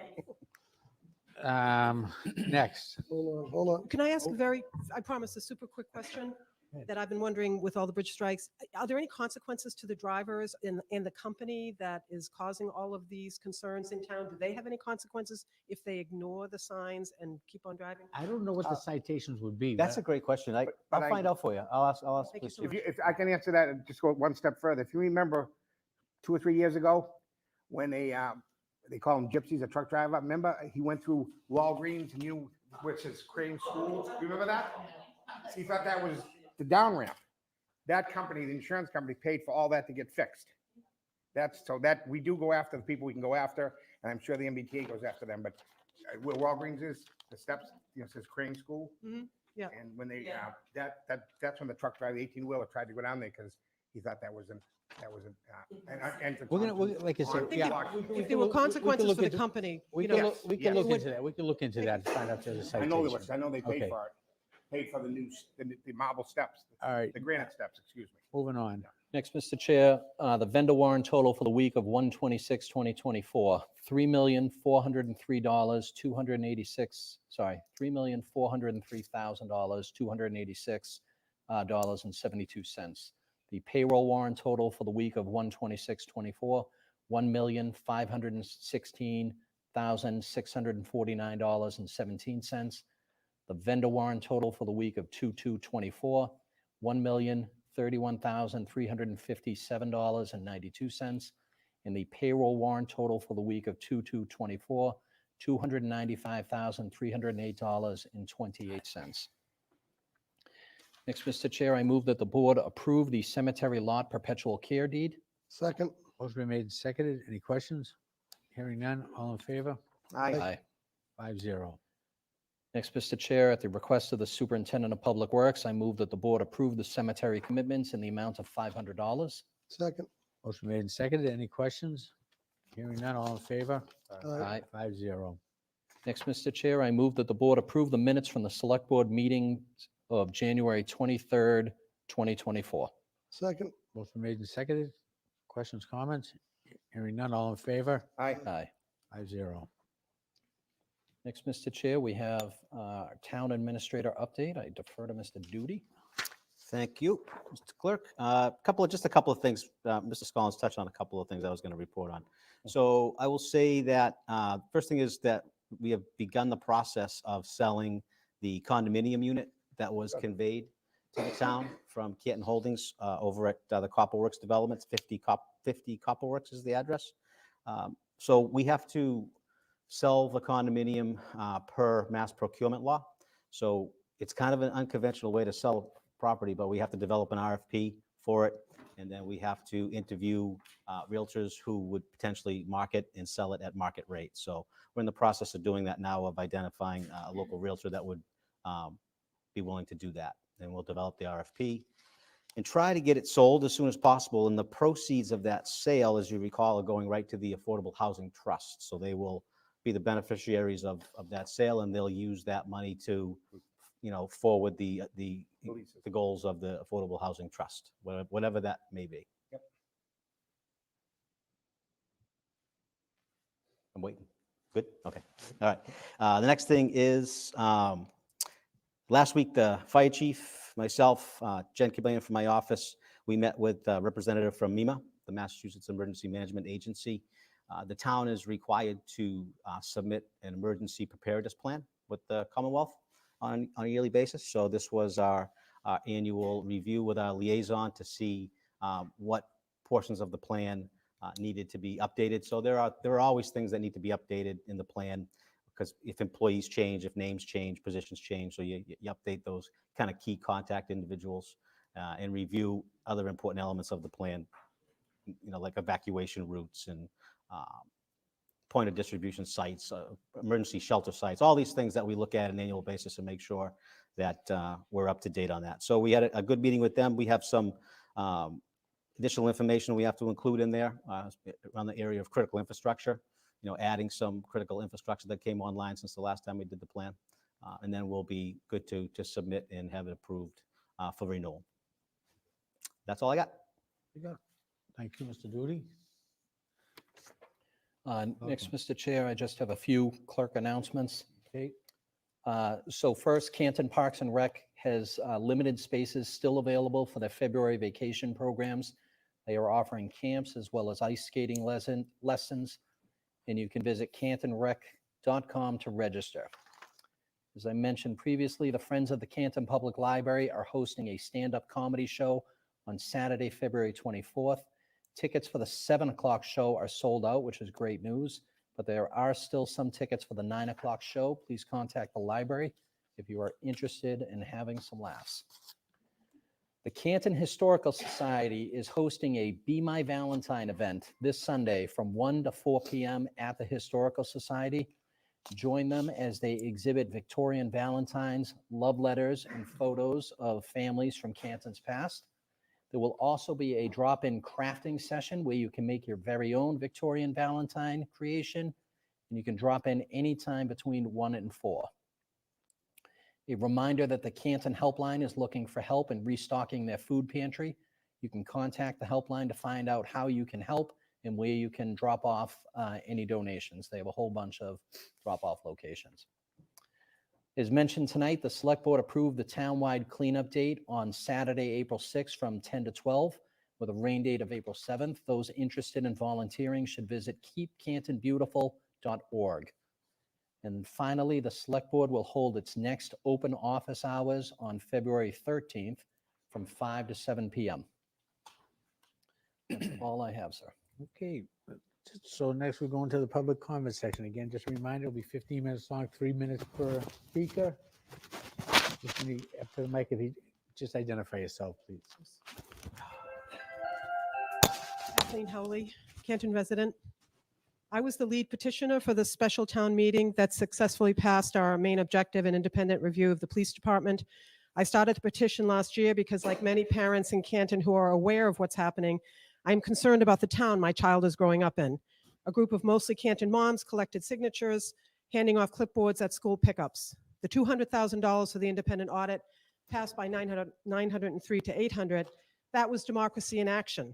Compare those yes votes to the fewer than 300 votes at last year's annual town meeting approving $146 million of spending.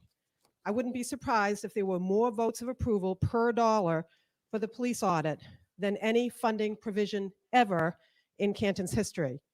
Last week, we found out that Randy Scollins, the town's finance director, who works for you, put someone in charge of the audit who was the loudest voice against it, denouncing it at the special town meeting as unnecessary, a waste, and even illegal. That's the one who will lead the committee and pick 2 other seats. That will give the people who lost the vote at special town meeting a majority say in the 5-person committee designed by FinCom. That is not democracy in action. You lost the vote at special town meeting, but you still work to thwart the will of the people. We have so many good police officers in Canton, but we all know there are problems on the force. Red Solo cups, beer cups, being used to collect evidence, leaving a murder scene open and unsecured all day, or the car crash where officers missed the body of an injured young man laying on a lawn. Our police chief, then deputy, told 4 newspapers that it would not have made a difference if he had gotten medical attention earlier. I've never seen a police chief give a medical opinion. Google Craig Casey and Canton to see those articles. I can give you half a dozen other concerning cases from recent years, including Sandra Birchmore's death. You want our tax dollars to fund the police budget, and we are happy to pay it. But 903 people, 3 times the amount that normally vote on the annual budget, approved $200,000 to hire a top-notch and independent consultant to do a thorough review of the police department, not to hire a secretary. In Canton, our select board members are police commissioners, the bosses of the police chief. A few minutes ago, you approved a payroll that includes the pay of your employee, Randy Scollins, who does your bidding, the one who appointed the anti-auditor to thwart the audit. The days of concerned taxpayers keeping our mouths shut are long over because we don't want red Solo cups coming to our neighborhood. A lack of accountability has destroyed the reputation of our town nationally, and it's time to restore trust, and this is not the way to do it. Thank you.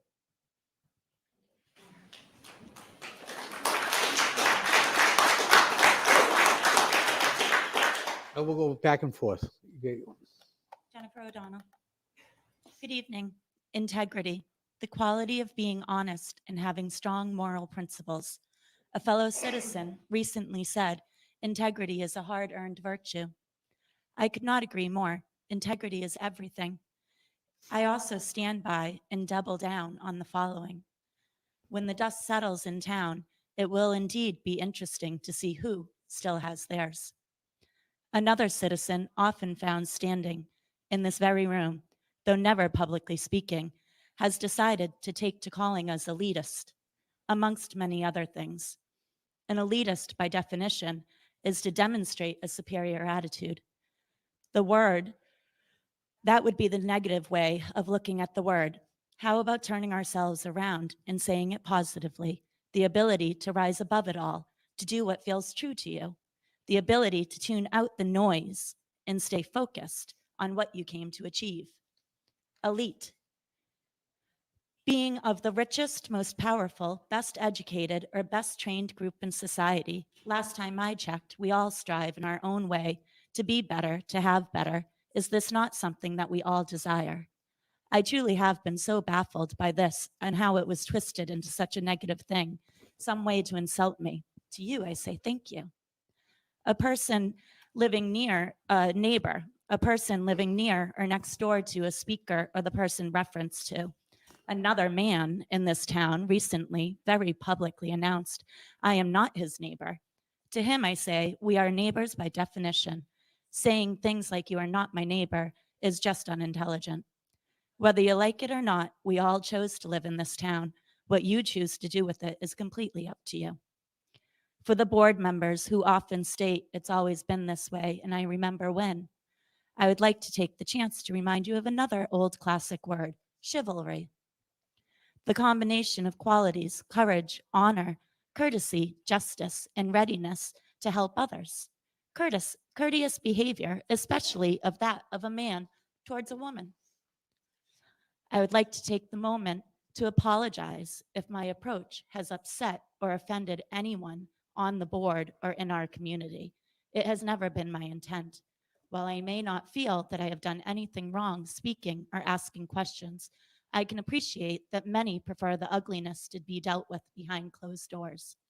I too was raised that is how matters are dealt with. And to be quite honest, it didn't sit with me then, nor does it now.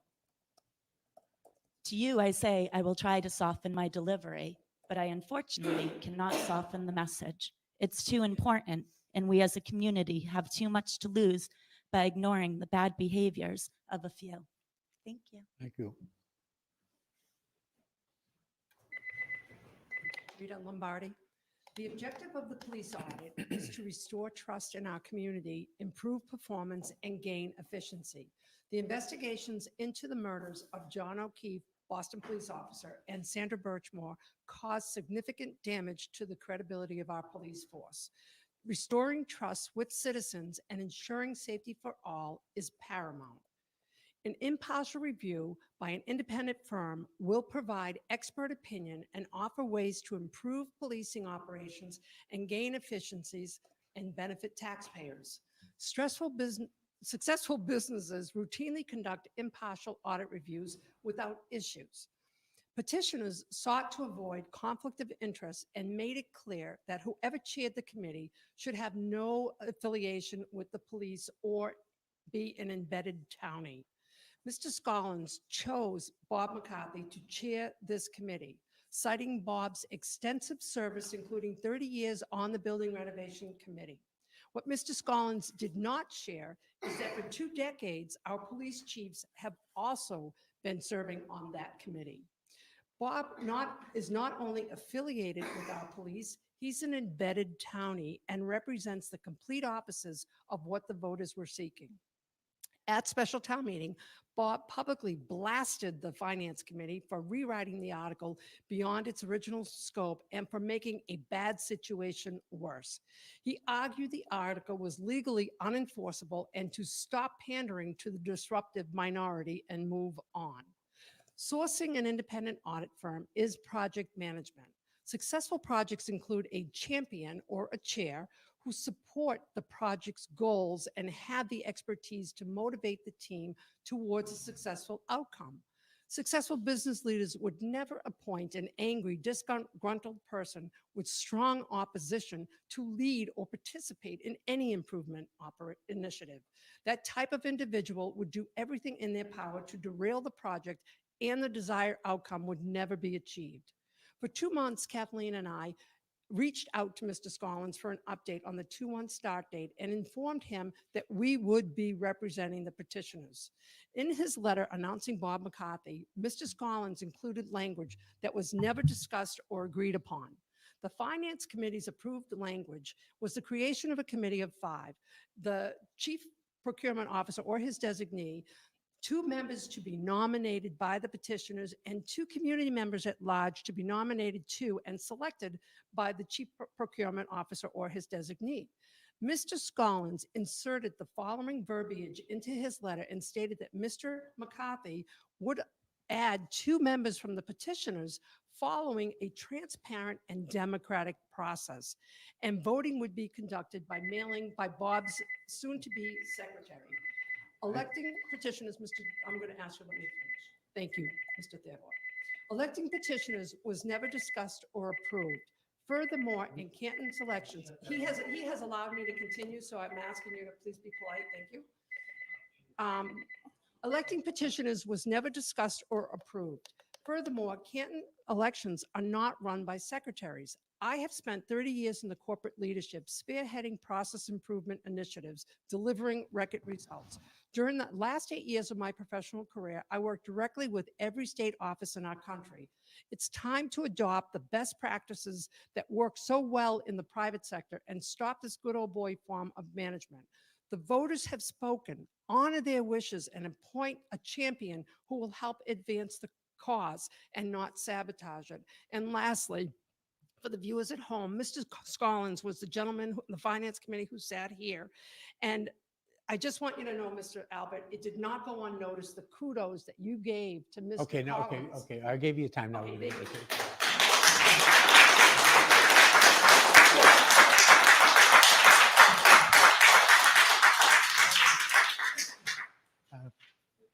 Mr. Chairman, my name is Nicholas Corkery, 28 Old Coach Road.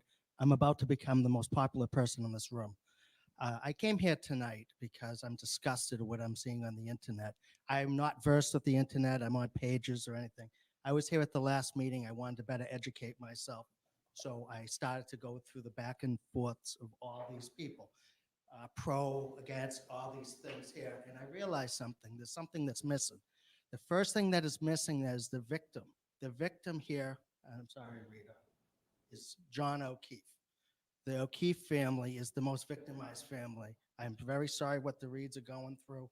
I don't know if you remember, I was a friend of John's and Karen's. I say this respectfully, without any agenda. I'm not into politics, none of this stuff, but I feel like this is getting lost. I don't agree with the Free Karen Reed crowd, but I think it's great that they believe in what they believe in. I think that that's a good thing. I'm not going to say no, but I am going to say no on manners. What I've seen is disgusting, both sides, but there's been a lot of disgusting attacks on the O'Keefe's family. We're going to keep it on that, on the O'Keefe family, all these things. And if anyone's a victim, they should have nothing to do with it. If there's corruption or this is that or whatever, all of that stuff should come out. They should be completely a part of it, have nothing to do with it. They should be able to grieve their loss, try to have a life and recover. That is the O'Keefe matter. While I was sitting here, I was thinking about the words. I admire Rita. Usually when she speaks, I listen. Everything that Rita had said tonight makes perfect sense regarding conflict, about being overly interested, talking about that gentleman that was appointed. But I was thinking the same things apply to them as well. No disrespect, but you people are very adamant and passionate in your beliefs. Maybe it's not the appropriate people to be on a panel. We should find neutral people. Someone who just wants to find out. I, for full disclosure, was not a member of the 902. I voted against the audit. My reasons for that was simply the timing of it. I'm an attorney. I believe strongly in the legal system. Based on the amount of reporting, the amount of light that was shed on it, I believe that this will resolve itself. If there's a wrongdoing, it will be fixed. If there's somebody that did something they weren't supposed to, likewise.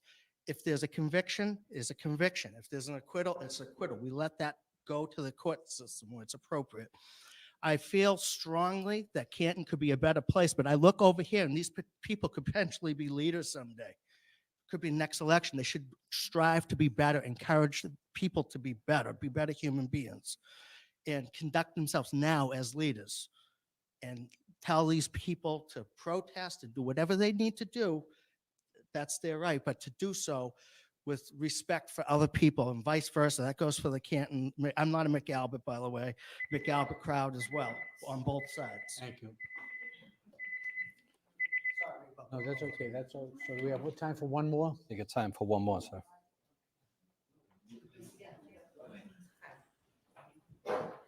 I'm Liza Colburn, a 25-year taxpayer, a special town meeting petitioner, and a yes voter for the independent audit of Canton Police Department adherence to procedures. Like the previous speakers, I'm raising concerns for residents at home to be aware of. I too have concerns regarding the finance director's appointment letter. I have a hard time understanding this new language I keep hearing about. A critical fact, nowhere in Article 6, as we voted on at special town meeting, is there any mention of, quote, a transparent and democratic process? Also, there was no discussion of this addition in any public meeting I participated in or anyone that I know of participated in. So is this something required by mass procurement law, or is this something required by our finance director? This language appears to authorize Mr. McCarthy to require the petitioners, mind you, the petitioners petition to have that article be voted on. It would be the 903 people who voted for it anonymously, who are actually the people who endorsed it, to follow some ill-defined new process to select their 2 representatives on this procurement committee. Not only is this outside the letter and intent of Article 6, but it appears to be a unilateral decision by Mr. Scollins made with no apparent public input, including no discussion with the petitioners. For example, there was no indication this was even on the table as recently as the November 30th Canton Citizen article, where Mr. Scollins outlined next steps for the CPD audit. This would have been an ideal time for Mr. Scollins to announce his intent to undertake a new process. To add insult to injury, this is not only appears to be a laborious and expensive task for the petitioners, but it is extremely unfair given Mr. McCarthy himself is not subjected to picking his 2 at-large candidates using the same seemingly invented democratic process. Why not? What's good for one selection process should be good for the other. Mr. McCarthy has served the town well over many years in various financial related roles, but I'm confused by one of his first stated decisions as well. The decision to spend more of the money to hire some kind of secretarial help. Finally, this audit is supposed to be independent from the Karen Reed case and the federal investigation of the investigation. So why is Mr. McCarthy using this as a reason to delay the work of the procurement committee until April or May? Thank you. Thank you.